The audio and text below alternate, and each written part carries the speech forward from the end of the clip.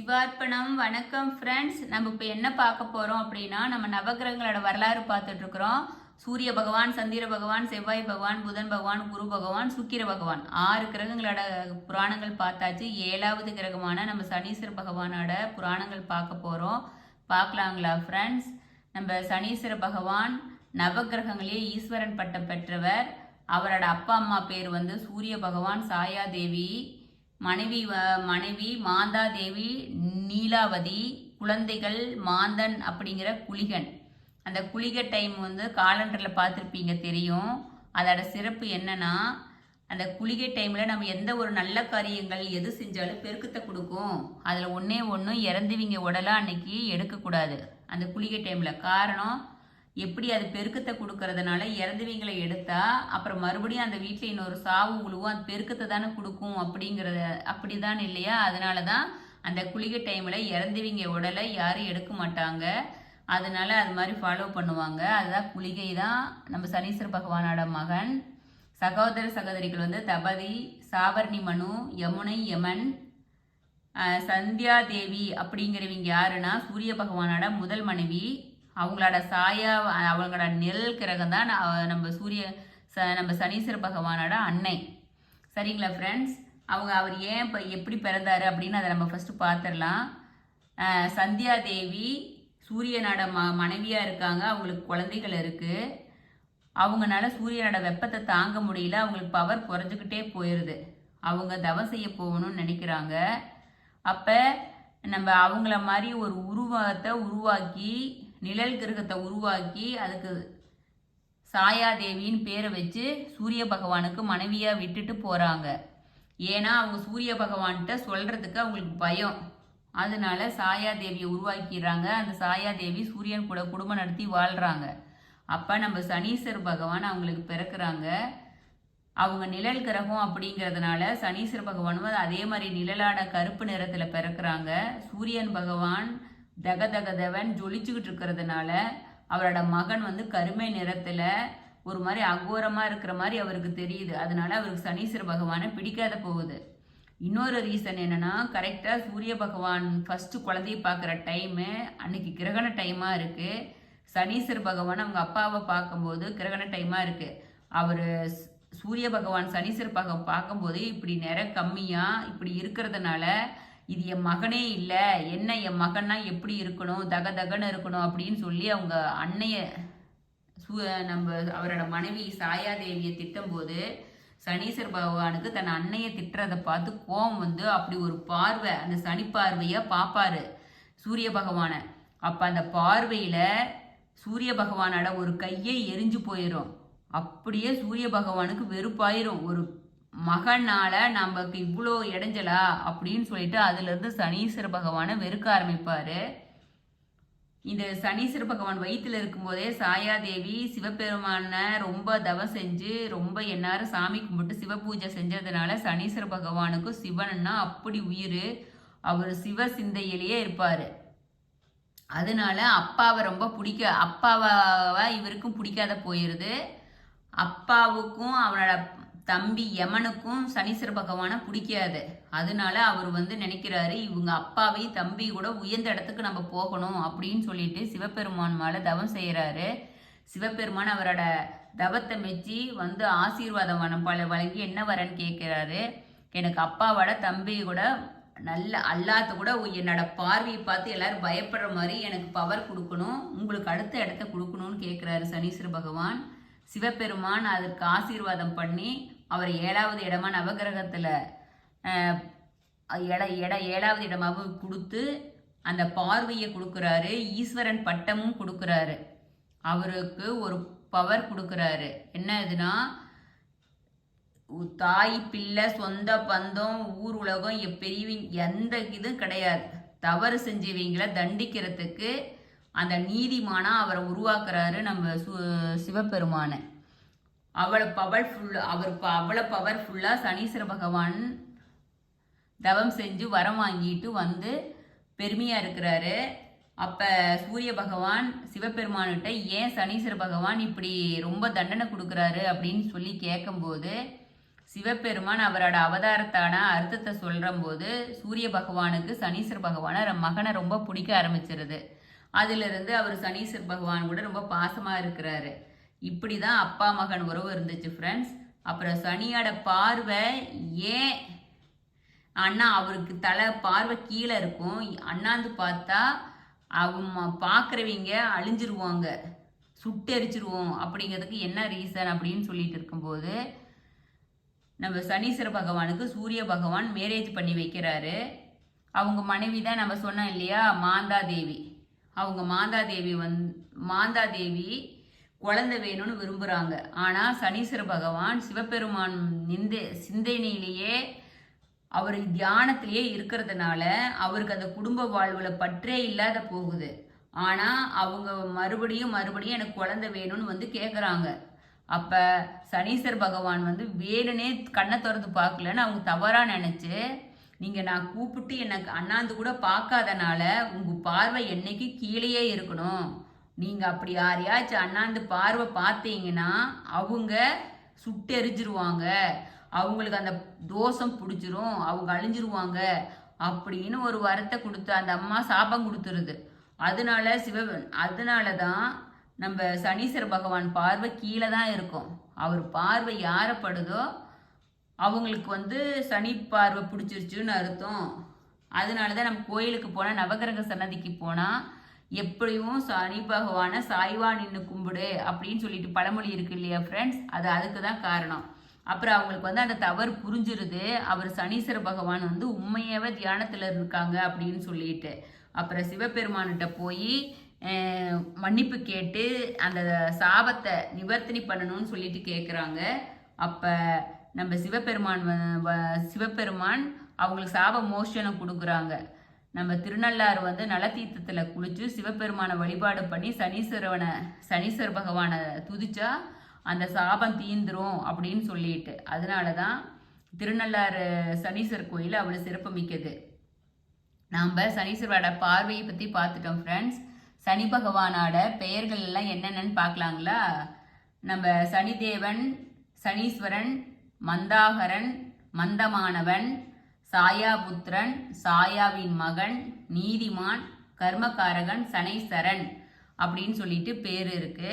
நம்ம சனீஸ்வர பகவான் வந்து ஒரு கால் கொஞ்சம் ஊனமாக இருக்கிறவர், கிரகங்களில் வந்து 7ஆம் இடம் இருக்கிறாருன்னு சொன்னோம். இவரோட பேரை கேட்டாலே அண்ட சராசரமே ஆடி போகும். சாதாரண மனிதர்கள் இருந்து தேவர்கள் வரை இவரோட பேரை கேட்டால் நடுங்கிடுவாங்க. ஒருவரின் தவறான செயல்களை கணக்கிட்டு அதற்கேற்ப தண்டனைகளை வாரி வழங்குறதுல வந்து வள்ளர். இந்து மதத்தில் இவருக்கு அஞ்சாதவர் எவருமே கிடையவே கிடையாது. சூரிய சித்தாந்தத்தில் குறிப்பிட்டுள்ளபடி யாரா இருந்தாலும் சனி பகவானின் தண்டனையிலிருந்து தப்ப முடியாது அப்படின்னு சொல்லிட்டு சனி பகவானை பார்த்து எல்லாரும் பயப்படுறாங்க. ஆனால் யாரு நம்ம பயப்பட வேண்டியதில்லை அப்படின்னா, தர்மம் தவறாமல் ஒழுக்க சீலரா வியர்வை சிந்தி உழைப்பவர், மற்றவங்களுக்கு கெடுதல் நினைக்காதவங்க நம்ம சனீஸ்வர பகவானை பற்றி பயப்பட வேண்டியதில்லை. அவங்களுக்கு சனீஸ்வர பகவான் முழுசாக ஆசீர்வாதம் பண்ணுவார். நம்ம சனீஸ்வர பகவான் எந்த நட்சத்திரத்தில் பிறந்தாரு அப்படின்னு சொன்னால், புரட்டாசி மாதம் சனிக்கிழமை ரோகிணி நட்சத்திரத்தில் தான் நம்ம சனீஸ்வர பகவான் பிறந்தாரு. அந்த புரட்டாசி மாதம் சனிக்கிழமை பெருமாளுக்கு உகந்ததுங்கிறதுனால நம்ம உலக மக்கள் கர்மாவை தீக்கிறதுக்கு நம்ம மகாவிஷ்ணுவே சனீஸ்வர அவதாரம் எடுத்து வந்தாங்க அப்படின்னு சொல்லிட்டும் ஒரு புராணத்தில் இருக்கு ஃப்ரெண்ட்ஸ். அதனால சனிக்கிழமை தோறும் தான் அவருக்கு வழிபடுறது ரொம்ப சிறப்பு. நம்ம கணபதியும் ஹனுமானும் நம்ம சனீஸ்வர பகவானோட ரொம்ப க்ளோஸ் ஃப்ரெண்ட்ஸு. அதனால விநாயக பெருமானையும் ஆஞ்சநேயரையும் வழிபட்டா சனீஸ்வர பகவான் தண்டனையிலேருந்து தப்பிக்கலாம். சனியை போல கொடுப்பார் இல்லை, அவரை போல கெடுப்பார் இல்லை அப்படின்னு சொல்லி பழமொழி இருக்கு. லக்கணத்தில் சனி நின்றாங்கன்னா ஆயுள் விருத்தி, 3ஆம் இடத்துல நின்றால் தீர்க்காயுள், பண வருவாய், பெயர் புகழ் மற்றும் அரசியல் செல்வாக்கு கிடைக்கும். 6ல் இருந்தால் தனயோகம், சத்ரு ஜெயம், தன்மான குணம், தைரியம், அஷ்டலக்ஷ்மி கடாட்சம் உண்டாகும். மகரம் கும்பராசிக்கு அதிபதியா இருக்கிறாரு, துலாம் ராசியில் உச்சம் பெறாரு. நீண்ட ஆயுள், அகால மரணம் 2க்கும் காரணகர்த்தாவா இருக்கிறாரு. நட்பு புதன் சுக்கிரன், வகை சூரியன் சந்திரன். நம்ம சனீஸ்வர பகவானோட கோயில் திருநள்ளாறு குச்சனூர்ல இருக்கு. இன்னொன்று திருக்கோணமலை இலங்கையில் இருக்கு. லோகநாயக சனீஸ்வரன் கோயம்புத்தூர்ல இருக்கு. சனி சிக்னாபூர் மகாராஷ்டிராவில் இருக்கு. இதெல்லாம் நம்ம சனீஸ்வர பகவானுக்கு உகந்த கோயில். அதில் மெயின் சிறப்பு என்னன்னா, சனிக்கிழமை தோறும் நல்லெண்ணெய் தீபம் ஏற்று வழிபடுறது ரொம்ப சிறப்பு. மாற்றுத்திறனாளிகளுக்கு எவ்வளோ உதவணுமோ அந்த அளவுக்கு சனி பகவானோட பாசம் நமக்கு கிடைக்கும். சனிக்கிழமை தோறும் ஆஞ்சநேயரை வழிபாடு பண்ணி ஐயப்பனுக்கு வழிபாடு பண்ணுறது சிறப்பு. ஐயப்பன் கோயிலில் நீராஞ்சனம்னு சொல்லிட்டு தேங்காய் எண்ணெயில் நல்லெண்ணெய் ஊற்றி துணியில் கருப்பெல்ல கட்டி தீபம் ஏற்றி வச்சுருப்பாங்க. அதை வாங்கி சாமிக்கு தீபம் கட்டி வழிபாடு பண்ணால் சிறப்பு. கோளறுபதிகம் படிக்கிறது ரொம்ப சிறப்பு. சனி பகவான் கவசம் படிக்கிறது சிறப்பு. சனிக்கிழமை தோறும் காகத்துக்கு கருப்பு எள்ளு தயிர் சாதம் கலந்து வைக்கிறது சனி பகவானோட கோபத்தை தணிக்கும். சனி பகவானோட பாசத்தை நமக்கு அருளை நமக்கு கிடைக்க வைக்கும். அது டெய்லி செய்கிறது சிறப்பு. அப்படி இல்லாதவங்க நீங்கள் சனிக்கிழமைனாச்சும் செய்கிறது சிறப்பு. நம்ம சனீஸ்வர பகவான் என்னென்ன திசையாக நமக்கு கொடுப்பாருனா, 7.5 சனியாக கொடுக்குறாரு, அஷ்டமச்சனியாக கொடுக்குறாரு, மங்கு சனி, பொங்கு சனி, தங்கு சனி, மரணச்சனியாக நம்மை பிடிப்பார். அவர் தேவராக இருக்கிறாரு, நவகிரகங்களை ஒருவராக இருக்கிறாரு. அவரோட மந்திரம் ஓம் சனீஸ்வராய நமக. அதை 18 டைம் டெய்லி சொல்லுங்க சிறப்பு. முடியாதவங்க சனிக்கிழமை நெய் தீபம் ஏற்றி இந்த சனீஸ்வராய நமக சொன்னால் ரொம்ப சிறப்பு. வாகனம் காகம், மலர் கருங்குவளை, வன்னிமரம். வன்னிமரத்தோட இலையை எடுத்து சனிக்கிழமை விநாயக பெருமானுக்கு அர்ச்சனை பண்ணுனா சனி பகவான் சந்தோஷப்படுவார். தானியம் கருப்பியல் நல்லெண்ணெய், நிறம் கருப்பு, உடலில் நரம்பு, தொடை, பாதம், கணுக்கால் இவற்றின் சொந்தக்காரராக இருக்கிறாரு. உலகம் சனிலோகம், கிரகங்களின் சேவகன் அப்படின்னு சொல்லுவாங்க. பஞ்சபூதங்களில் காற்றாக இருக்கிறாரு. பிரதிபலிப்பு ஊழியர்களாக இருக்கிறாரு. பாபகிரக வரிசையில் முதலிடத்தில் இருக்கிறாரு. Numerology number 8. நட்சத்திரம் பூசம், அனுசம், உத்திராடம். உலோகம் இரும்பு, இரத்தினம் நீலக்கல். கிரகம் சனி. திசை மேற்குக்கு அதிபதியாக இருக்கிறாரு. அதிதேவதை பிரம்மன், பிரத்யாதி தேவதை யமனும் பிரஜாபதி. சாதம் எள்ளுப்பொடி சாதம். கிழமை சனிக்கிழமை. சின்னம் தராசுவா இருக்கிறாரு, ஏன்னா அவர் நீதி நேர்மைக்கு அதிபதிங்கிறதுனால. குணம் தாமசம். ஆசனம் வில்வ வடிவமா இருக்கிறாரு. வாதம் தொடர்பான நோய்கள் நமக்கு கிடைக்கும் அவரோட இதனால.